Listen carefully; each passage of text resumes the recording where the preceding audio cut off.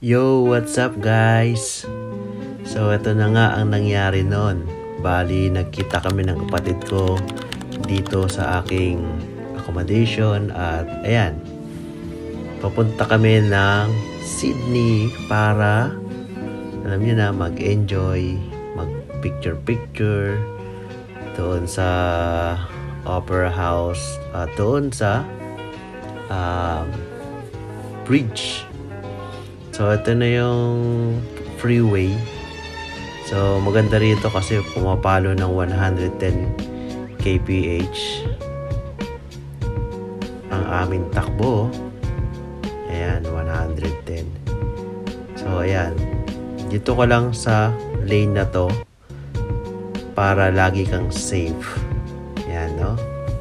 Ayan, tapos mapapansin nyo, para yung bato na biniyak sa gitna. Ayan, para yung mag-overtake sa kaliwa, pwede. Tapos sa may kanan, pwede rin.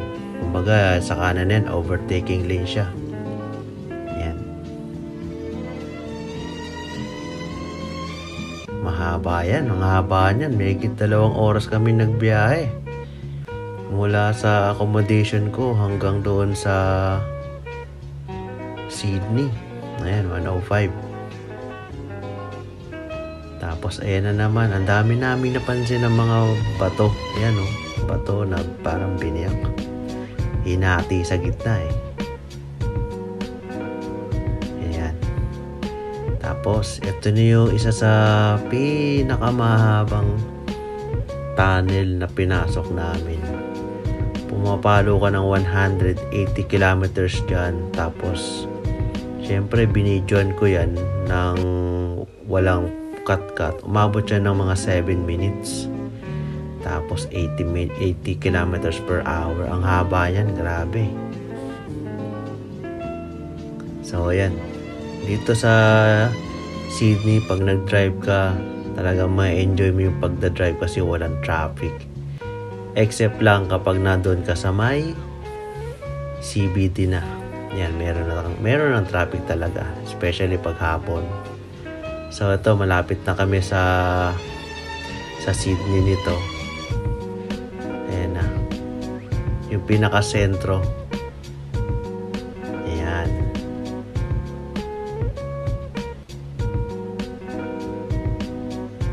Sarap mag-drive dito.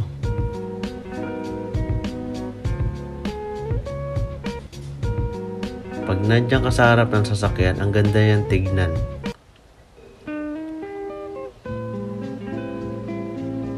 Tapos pag nakita mo yung mga markings na yan sa mga kaliwat kanan, yan, sigurado mag-i-enjoy ka. Tapos ayun na, yung Harbour Bridge. Nagpakita na. Pangalawang beses ko pa lang to nakita noong unang pagdating ko. Tapos ito yung mas magandang kuha. Ayan, kasama ko yung kapatid ko dyan, yung asawa niya at yung kanyang anak. Ayan, ang ganda oh. Astig. Yun oh, shoutout dyan oh. Beauty Essentials. Ginto at iba pa. Ayan. Shoutout kay Richie, kay Nicole, sa lahat-lahat. Ayan, ganda. Parang sa bridge na yan, pwede kayang maglakad dyan eh. Yan. Tapos may tren pa yan. Ayan, maraming naglalakad.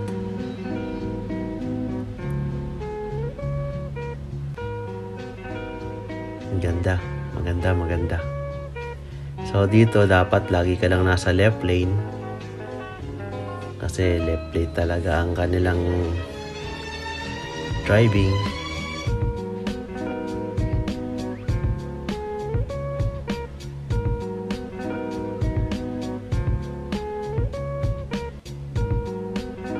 Ito naman, malapit na kami sa loob ng...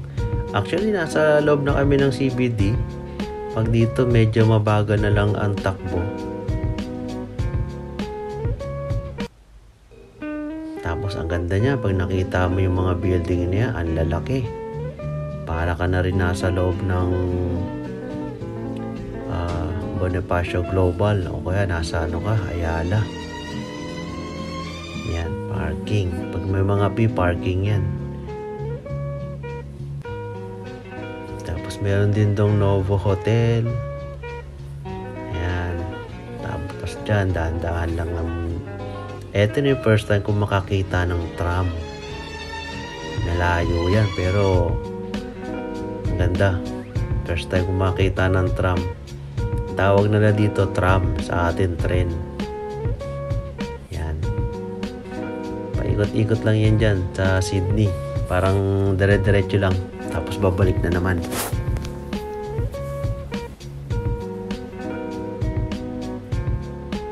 Tapos ang daming mga dyan, kainan na, wait. Ito yung lagi ko napapansin, mga BMW, tapos Lexus na sasakyan. Camry pala, Camry. Ayan, ginagawa lang mga taxi dito. So, sa atin, sa Pilipinas, talagang mga CEO lang nakakabili ng mga ganyan. Kaya yung talagang mga presidente ng mga company. Pero dito, cab lang. So, ayan, ang daming kainan dito, kaliwat kanan.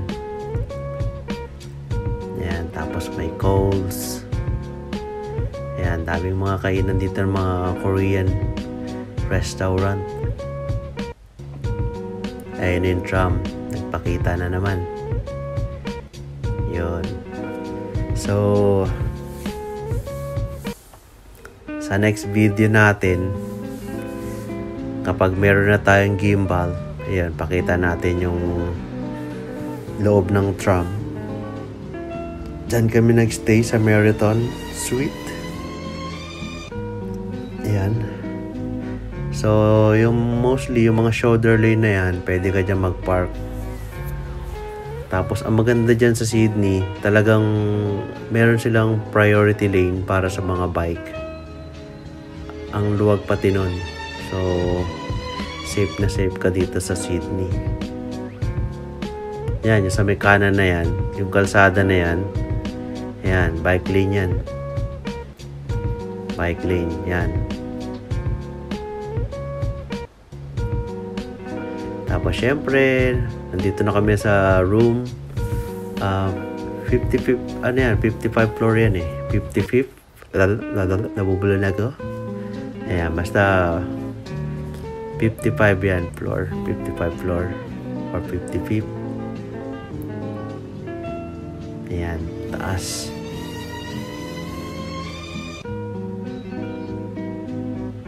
Ganda ng mga building dito. Kaso nakakatakot maglakad dito sa balcony na to. Taas eh.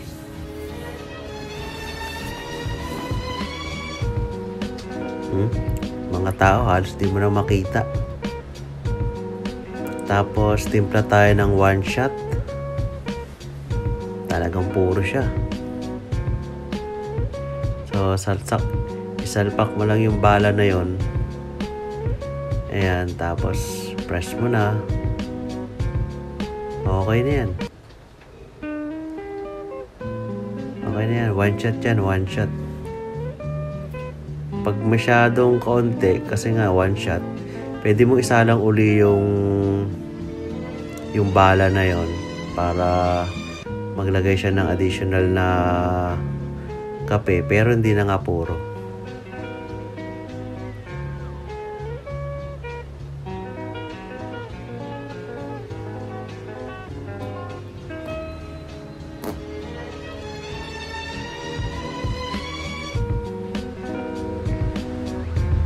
So, ayan.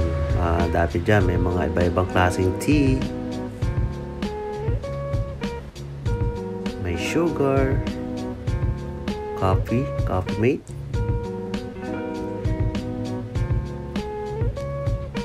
Yan, brown sugar yan.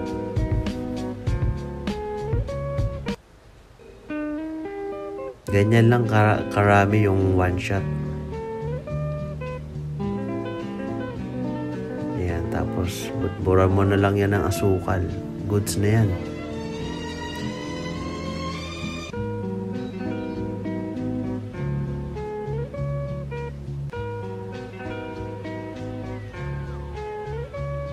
Astig, no? Astig. Galing. So, ito, bumaba na kami niyan para ito na yung pinaka first time kong kuha sa tram na pinaka malapit. Ayan. Maglalakad na kami niyan kasi kailangan na namin kumain. Ayan, bumalik na yung tram. Tapos, ang dami nilang dito, bike na electric. So, ini-scan lang yan. Pag na-scan mo na, nakabayad ka na, ayan, pwede mo na siyang magamit. Tapos, ayan, kumain kami dyan. Sangyup. Sarap niyan. Paldo. Ayan.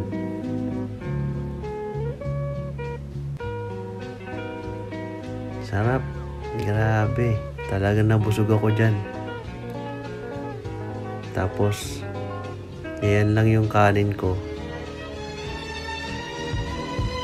Tapos, eto, konti nga lang nakain ko dyan kasi ang dami.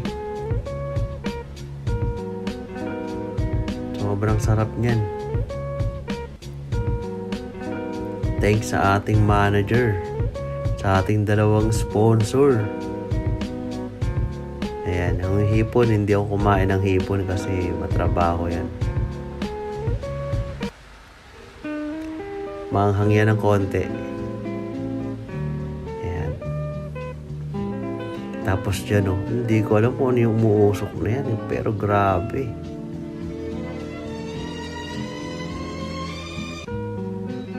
Umuusok eh. Yun ayun na. Parang may naalala ko sa mga beef na yan. Parang ganyan yung mga siniserve ni Salt Bay. Sana makapunta rin tayo sa restaurant ni Salt Bay. Matikman natin yung ginto niyang beef.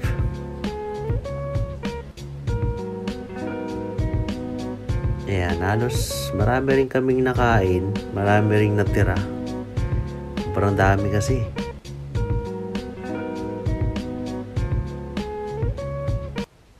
Tsaka yung mga beef na to, ang bilis lang nila maluto talaga. Kailangan talaga yung pagkaluto mo dyan, lang. Kumbaga parang half cook lang.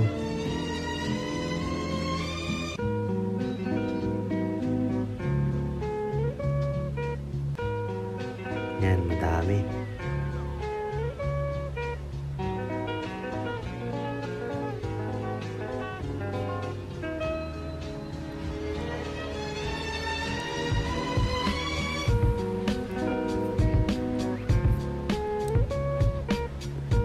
Ayan ang aming chef, si Richie.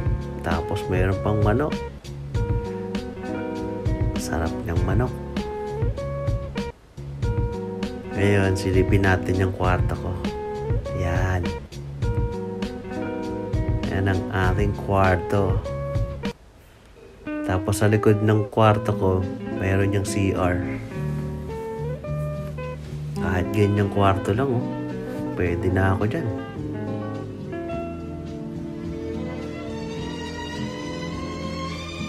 Tapos TV. Di naman namin masyadong nagamit yung TV kasi wala namang wifi. Tsaka hindi kami masyadong nag-stay kasi nga after kumain, pumunta rin kami ng opera house. Tapos, ayun, nag-chill kami sa gabi. Ganda. Ganda ng view dyan, lalo na sa hapon. Tapos pagka pasikat na yung araw, grabe ang ganda.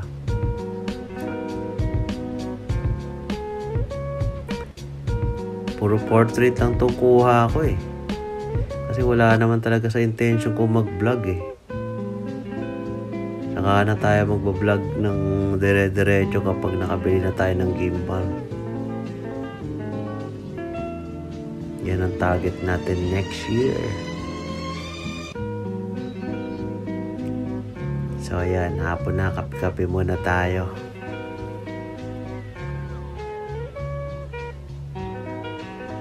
Hindi maganda yung kuha kapag wala kang gimbal masyadong matagtag.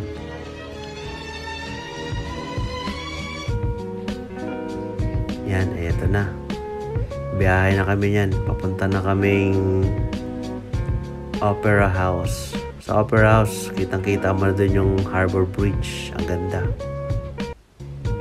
So, ayan. Pagka ganyang hapon na, medyo talagang na-traffic na din. Labasan na yung mga tao. Ayan. Mabagal lang ang takbo. Ganda niyan tignan sa taas. Parang ayan yung mga kagaya sa sa Tokyo, Japan. Yung mga napapanood natin sa mga movie. Yung mga maraming tao naglalakad.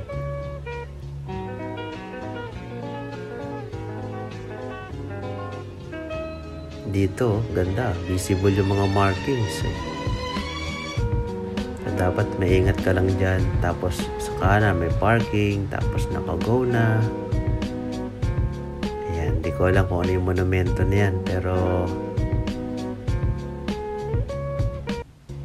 buti na lang at magaling si Richie mag-drive. Kabisado niya na yung mga daanan.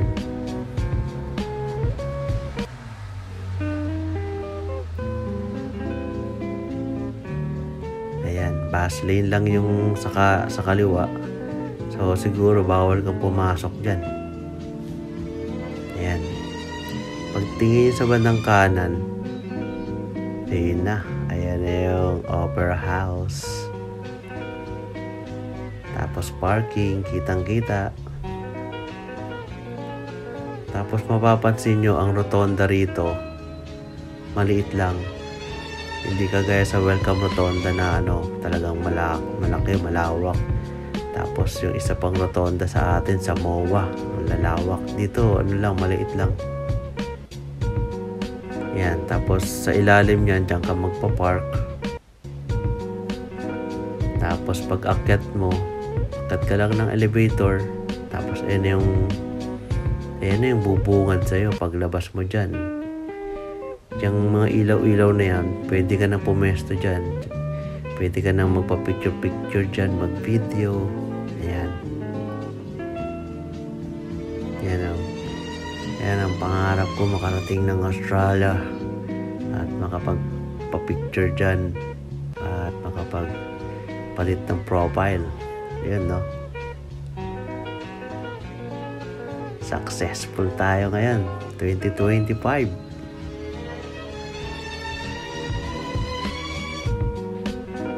Successful Paldo. So ayun, salamat kay Nena Richie and kay Richie dahil tinupad nila ang ating pangarap. And of course, syempre sa Growworks. And syempre sa ating sponsor.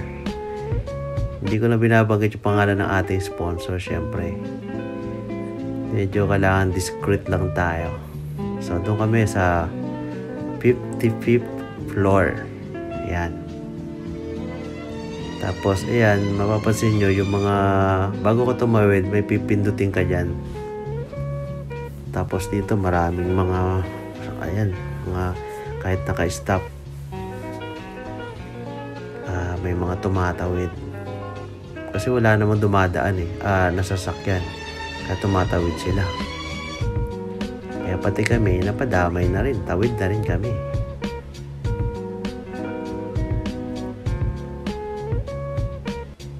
So, dito, sa area na to, marami rin ipapapicture dyan. Nasa loob ko pa rin naman ng Sydney, yung pinaka-sentro.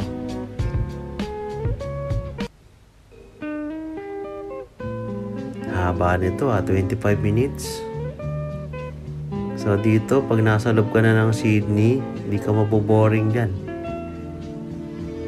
So ang bala ko, siguro mga this month or next month, ganyan, pupunta tayo ng Sydney. parate. Para di tayo maboring. Yan, kahit maglakad ka lang dyan, buong maghapon, tapos mag-check-in ka lang sa hotel, tapos uwi ka rin agad ng Sunday.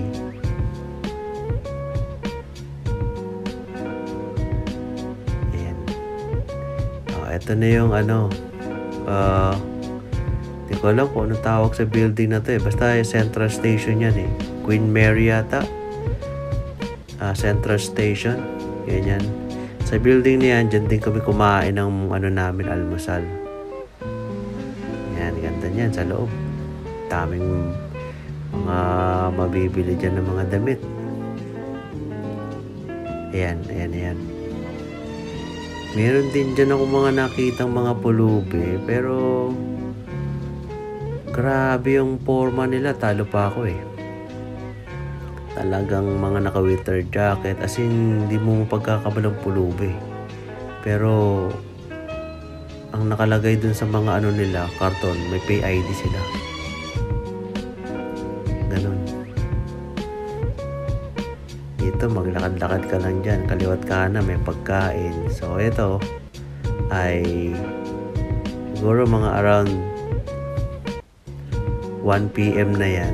Papunta na kami ng Papunta na kami ng Blue Mountain. Yun naman tinuturo ko is Combank. So yun yung bangko ko rito. Dalawa yung bangko ko rito.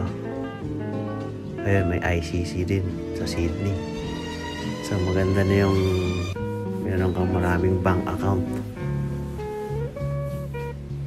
Ito na yung Blue Mountain National Park.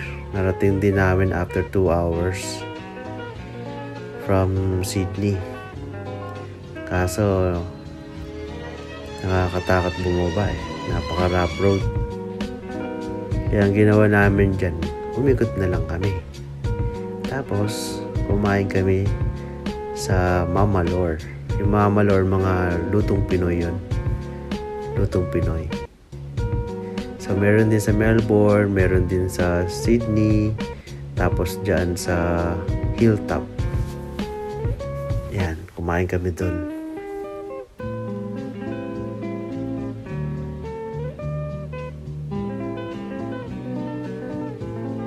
Yan, ito na yun. Binaybay na namin yan. So another 2 hours. So yan, biyahe-biyahe. Parang signage yun ng koala. Tapos yung daanan dito sa pinunta namin parang bitukang manok.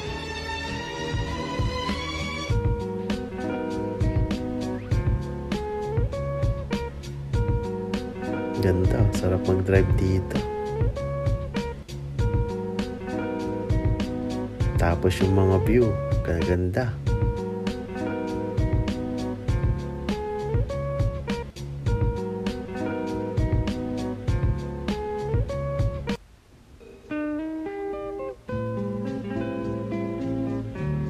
So, ayan, pagbalik namin ng gabi, ayan, bumalik na kami ng gabi. So, ayan, tram ulit. Ganyan ang view. Yung vibe sa Sydney. Ganda. Buhay na buhay.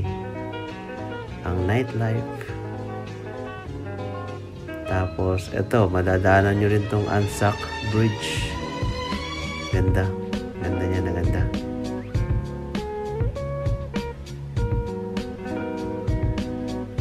Astig. Ito, parang first time ko lang ito nakita nung pauwi yata kami. Ganda oh.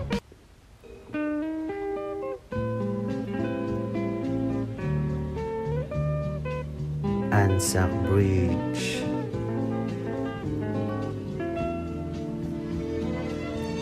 So, yan lang. Yan lamang guys. Thank you for watching. God bless you all.